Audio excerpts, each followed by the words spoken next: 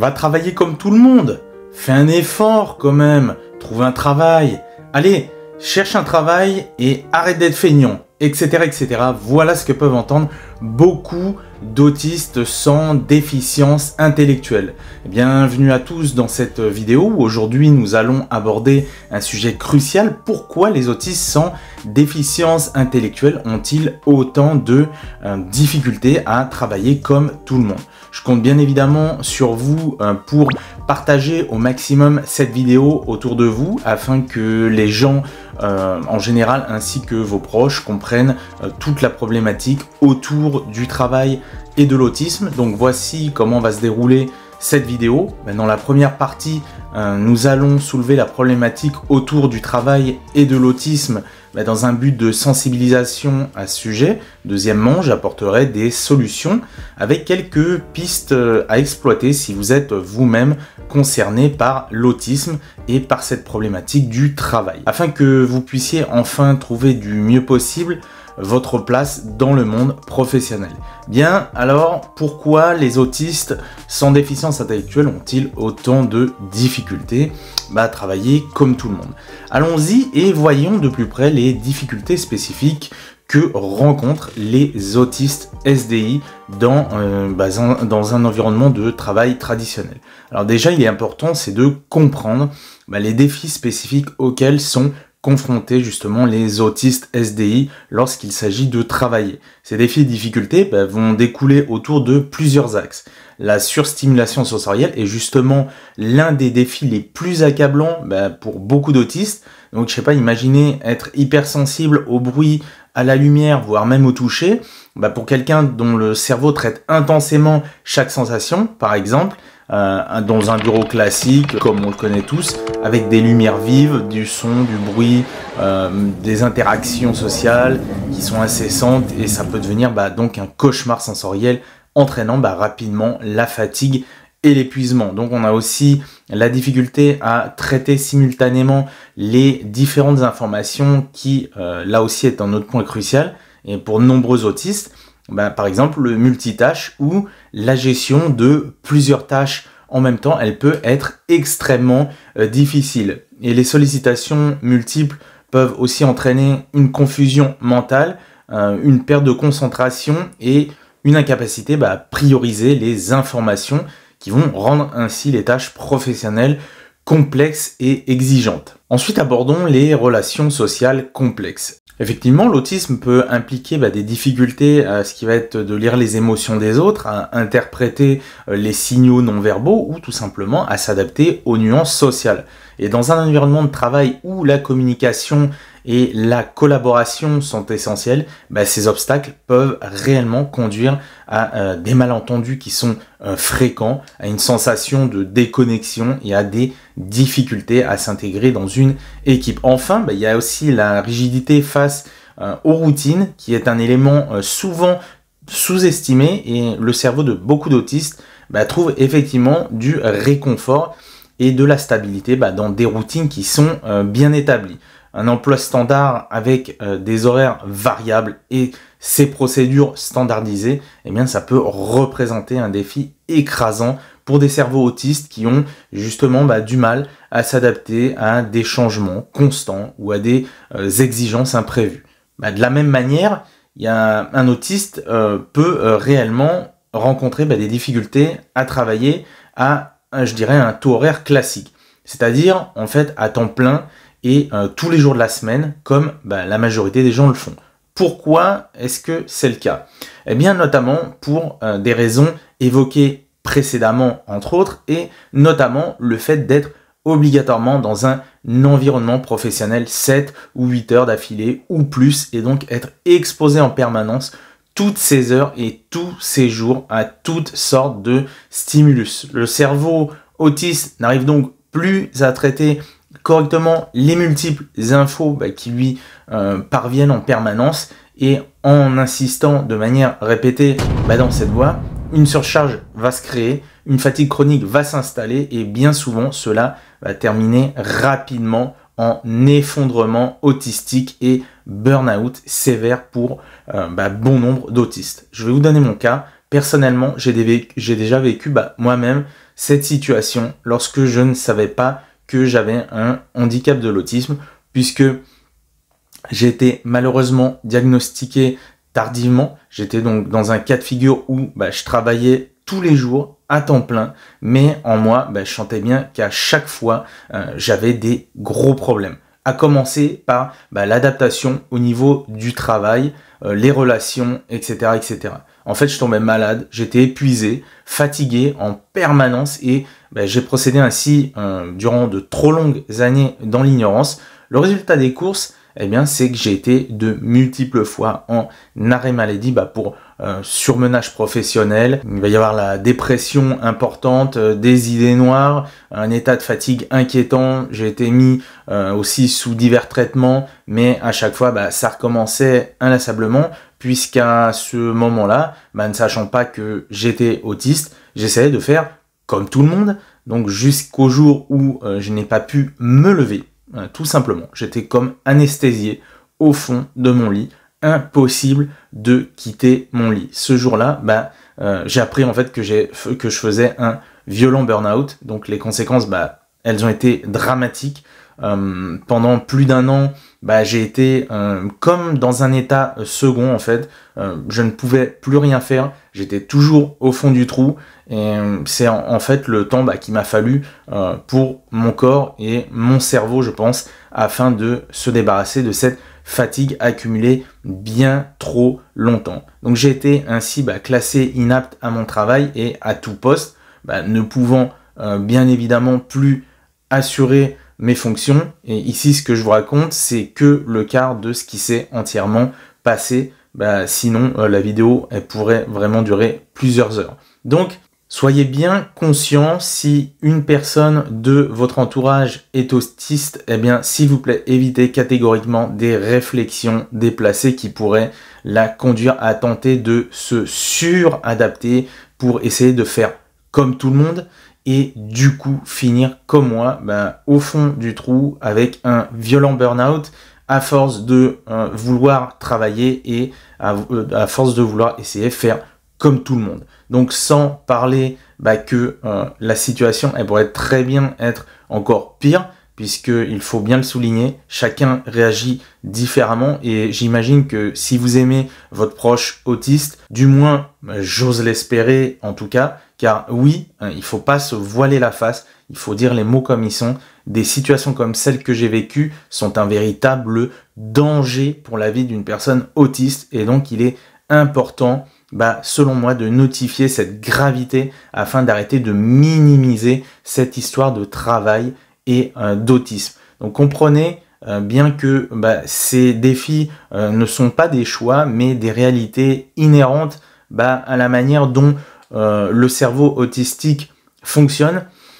Ils ne sont pas insurmontables, d'accord, mais par contre ça nécessite en revanche des aménagements et une compensation adaptée de la part de l'environnement de travail pour permettre en fait aux personnes autistes de s'épanouir professionnellement. Et justement nous allons y revenir dans la seconde partie. Avant, j'aimerais aussi insister sur le fait que selon moi cette situation rencontrée est pire pour les autistes sans déficience intellectuelle pour la raison suivante.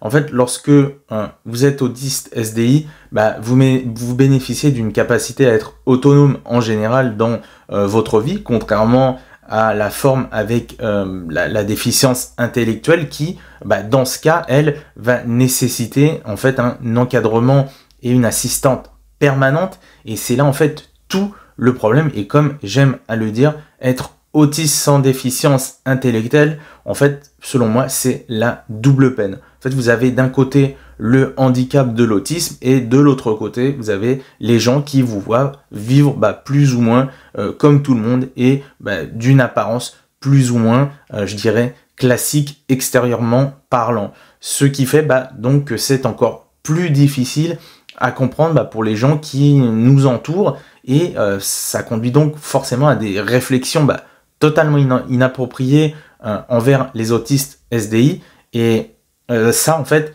c'est extrêmement difficile à vivre car vous le constatez peut-être vous-même pour ceux en tout cas qui sont autistes SDI, pour certains, votre entourage, il ne cesse peut-être de douter, en fait, de remettre en cause certaines choses vous concernant justement, et comme c'est le cas par exemple justement avec le sujet de cette vidéo, et donc ils pensent en fait qu'il suffit simplement de faire un effort ou vous bouger pour résoudre le problème et travailler comme tout le monde. Eh bien non, ça ne se passe pas comme ça, il faut le dire, et c'est ce qui va nous conduire justement à la deuxième partie, qui est donc l'autisme nécessite un environnement de travail adapté et bien particulier de la part du monde du travail. Voyons ensemble donc 2 pistes et solutions qui s'offrent aux autistes afin de pouvoir s'insérer professionnellement parlant. Donc juste avant, et si vous le souhaitez, partagez en commentaire votre avis ou votre expérience concernant le sujet de cette vidéo d'aujourd'hui. Dites-moi par exemple si vous avez déjà vous-même vécu ou vivez actuellement justement une situation compliquée par rapport à ce qui va être de vos proches et le fait que actuellement vous ne travaillez pas comme tout le monde. Bref, toute info en fait qui pourrait être utile autour de ce sujet très délicat. Donc sachez-le, j'ai l'intention dans un futur proche justement de reparler de ces sujets parce que le travail il occupe une place majeure dans la vie des humains, et je tiens absolument en fait à ce qu'on mette le plus en avant possible tout ceci afin de faire évoluer le monde et les consciences par rapport au handicap de l'autisme et les problèmes liés au monde professionnel. Donc vos retours à ce sujet sont donc précieux pour moi, parce que je pourrais ainsi m'inspirer de vos réponses pour ces futures vidéos autour de ce sujet. Donc commençons par justement une première piste. Si vous êtes autiste, sachez que vous pouvez obtenir la RQTH, c'est-à-dire littéralement reconnaissance de la qualité de travailleur handicapé. La première démarche ici, elle va consister en fait à contacter la maison départementale des personnes handicapées, donc c'est la MDPH de votre région notamment, et cette démarche elle peut se faire en ligne ou bien en personne selon votre préférence. Il vous faudra donc remplir un dossier de demande de RQTH en décrivant minutieusement vos difficultés spécifiques concernant justement le travail en raison de votre autisme, et ce dossier devra être accompagné de divers documents, des attestations médicales qui vont détailler votre situation, et aussi des bilans psychologiques ou neuropsychologiques, ainsi que tout autre document permettant de justifier de votre handicap et de ses impacts sur votre capacité à travailler. Suite à ça, il est parfois possible qu'un médecin de la DPH vous convoque pour un entretien afin d'évaluer plus précisément vos besoins et comprendre comment votre handicap impacte votre vie professionnelle. Cette évaluation, en fait, elle va avoir pour but de déterminer les aménagements spécifiques dont vous pourriez bénéficier, et une fois que votre demande elle va être acceptée, vous allez recevoir une notification pour votre RQTH. Cette reconnaissance, elle vous ouvrira donc ainsi les portes à divers aménagements au sein de votre lieu de travail, par exemple des horaires de travail flexibles pour mieux gérer votre fatigue, des adaptations dans votre espace de travail pour réduire la surstimulation, ou encore des formations et des ajustements dans les interactions sociales au sein de l'entreprise. Vous savez, j'ai vu et lu plusieurs témoignages de personnes autistes qui bénéficiaient justement de la RQTH, et ainsi ils avaient obtenu un aménagement qui est bien particulier au travail, ce qui les avait du coup nettement aidés dans leur quotidien.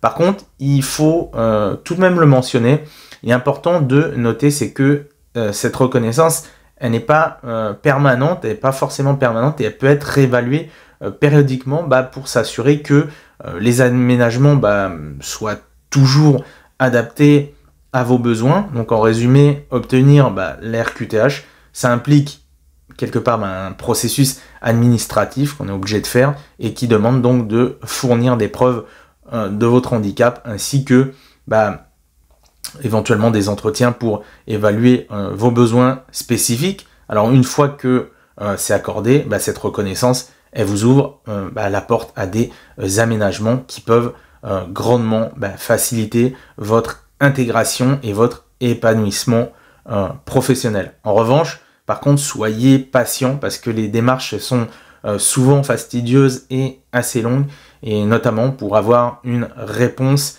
à votre demande.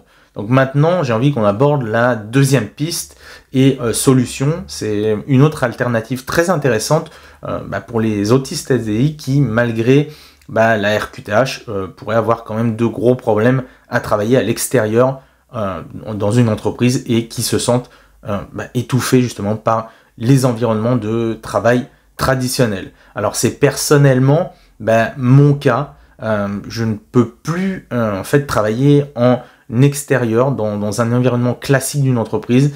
L'idée ici du coup ça consiste donc à trouver une alternative et c'est celle de travailler à son compte qui peut être vraiment une porte vers une expérience professionnelle plus adaptée et beaucoup plus épanouissante parce qu'elle va permettre de créer en fait votre emploi sur mesure et totalement adapté à vos besoins. Travailler à son compte, ça signifie donc être son propre patron. Donc pour en être justement aujourd'hui, je peux vous assurer que c'est une solution qui offre vraiment une flexibilité extraordinaire pour adapter son environnement de travail à ses propres besoins. En tant qu'autiste, cela peut être crucial justement pour gérer la surstimulation sensorielle et tous les autres défis qui rendent difficile l'adaptation à un environnement professionnel standard. En fait, en travaillant à son compte, vous avez le contrôle total sur vos horaires.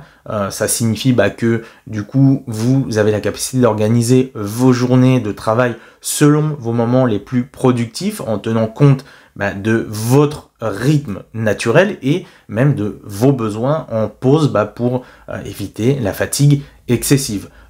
Par exemple, dans mon cas, j'ai compris qu'il m'était impossible de tenir comme tout le monde, c'est-à-dire un rythme traditionnel sous peine de finir à nouveau très mal. Donc j'ai aujourd'hui conscience et connaissance de mon handicap de l'autisme et donc par cette solution, j'ai plus besoin de devoir m'adapter sans cesse et d'essayer de faire comme tout le monde. De toute manière, entre nous, je pourrais plus le faire aujourd'hui, c'est plus possible. Donc je m'explique. Bien des autistes, en fait, se reconnaîtront dans ce que je vais dire ici. En fait, il m'arrive fréquemment, certains jours, d'être dans une fatigabilité importante. Grâce au fait que je sois à mon compte, je peux justement moduler totalement mes horaires et mon temps et m'accorder davantage de pauses si nécessaire, sans avoir à demander la permission. Et rien que ça, c'est une des plus belles choses que je me suis offerte, car étant autiste, la fatigue est reconnue pour être imprévisible. En effet, nous pouvons avoir vraiment des difficultés à identifier lorsqu'on est fatigué. C'est bien souvent lorsque la fatigue est déjà bien ancrée que nous en subissons les conséquences. Et autre avantage, le travail indépendant, il permet aussi du coup de gérer les interactions sociales de manière plus adaptée, et ça on le sait, c'est un point terriblement important pour les autistes.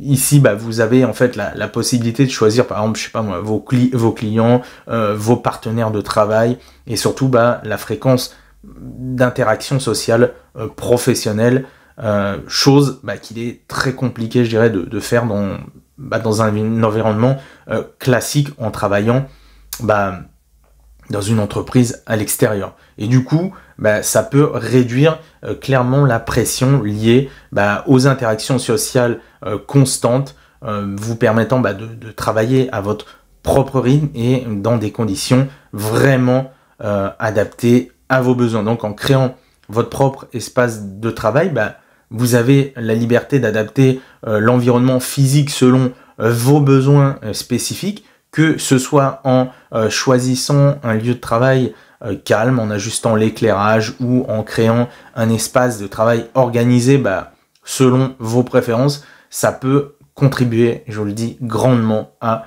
votre confort et à votre productivité. Autre exemple, dans mon cas, là où j'exerce mon activité, c'est-à-dire le bureau dans lequel je suis justement en train de tourner cette vidéo en ce moment même, eh bien, j'ai totalement, en fait, je l'ai totalement façonné à mes besoins. En fait, j'ai une hypersensibilité à la lumière, alors du coup, j'ai créé un environnement tamisé sans avoir eu besoin de demander la permission à quiconque. Donc, c'est qu'un exemple parmi tant d'autres, et je peux vous dire que ça améliore considérablement du coup mon état mental. Alors attention, il faut le préciser quand même, et je tiens à être transparent, travailler à son compte, par contre, ça demande également une grande discipline et notamment une organisation. Vous êtes responsable en fait de votre gestion, de votre emploi du temps, des tâches à effectuer, de la gestion administrative et bien plus encore. Donc ça nécessite une bonne dose d'autonomie et des capacités entrepreneuriales. Dans le cas où cette piste vous intéresse, sachez que de toute façon, vous pouvez bien évidemment bénéficier d'aide et de soutien pour tout ça. Également, si cette piste vous intéresse, eh bien, vous pouvez me l'indiquer en commentaire et je pourrais pourquoi pas approfondir le sujet et vous expliquer concrètement comment aujourd'hui moi je gagne ma vie à mon compte afin que cela puisse vous aiguiller davantage sur les possibilités qui vont s'offrir à vous concernant cette solution.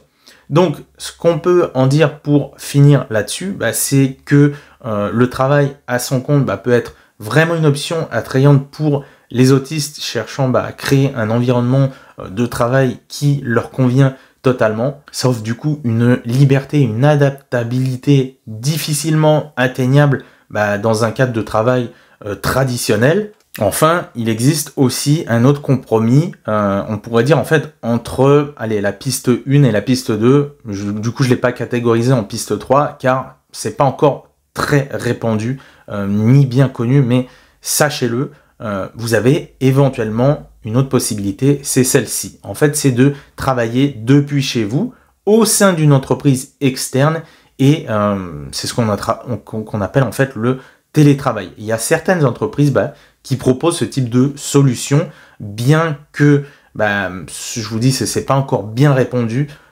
C'est une bonne solution selon moi pour les autistes ayant vraiment de grosses difficultés à travailler à l'extérieur et en même temps qui ne se voient pas être à leur compte par rapport à des choses que je vous ai indiquées précédemment. Et ici, les avantages, c'est que vous serez embauché, on vous donnera des tâches à faire et vous n'aurez pas à subir l'environnement extérieur puisque vous effectuez ce travail-là chez vous et dans un cadre justement adapté à vos besoins. Voilà, c'est ici que se termine cette vidéo. Encore une fois, partagez-la un maximum pour que nous puissions ensemble éduquer et faire évoluer les consciences sur les défis spécifiques auxquels font face les autistes sans déficience intellectuelle dans le monde du travail. Donc non, les autistes SDI ne sont pas des feignants, bien loin de là. Ils ont juste un handicap reconnu qui nécessite de mettre en place de réels aménagements afin qu'ils puissent eux aussi s'épanouir professionnellement parlant. Alors important aussi, évidemment, cette vidéo, elle ne doit pas être prise pour argent comptant et parole absolue parce que nous ne l'oublions pas, chaque autiste est différent au-delà des traits communs que regroupe ce handicap et ainsi l'autisme peut engendrer différentes comorbidités plus ou moins sévères selon l'individu et donc de ce fait pour certains il peut même être extrêmement compliqué d'envisager tout simplement de travailler. Je préfère le mentionner, c'est important parce qu'il n'est pas exclu que certains d'entre vous soyez justement dans ce cas où vous éprouvez d'extrêmes difficultés à travailler tout court. Et si cette vidéo vous a plu, aidez-moi à la faire découvrir davantage. Pour cela, mettez un petit pouce bleu et pourquoi pas, abonnez-vous si ce n'est pas encore fait, parce que j'ai prévu de faire d'autres vidéos qui pourront servir et aider les autistes sans déficience intellectuelle et notamment pour ceux qui sont diagnostiqués tardivement, comme moi ça l'a été, c'est-à-dire diagnostiqués tardivement à l'âge adulte.